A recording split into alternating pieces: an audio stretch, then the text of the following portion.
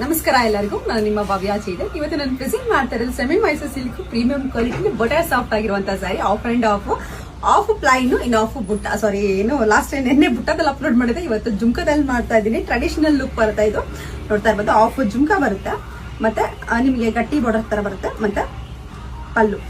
ಒಂದನ್ನ ಓಪನ್ ಮಾಡಿ ತೋರಿಸ್ತೀನಿ ಯಾವ ತರ ಇದೆ ಅಂತ ಅಂದ್ಬಿಟ್ಟು. ನೋಡ್ತಾ ಇರ್ತೀವಿ, ಕಂಪ್ಲೀಟ್ ಈ ತರ ಬರುತ್ತೆ. ಮತ್ತೆ ಇದ್ರದ್ದು ಬ್ಲೌಸ್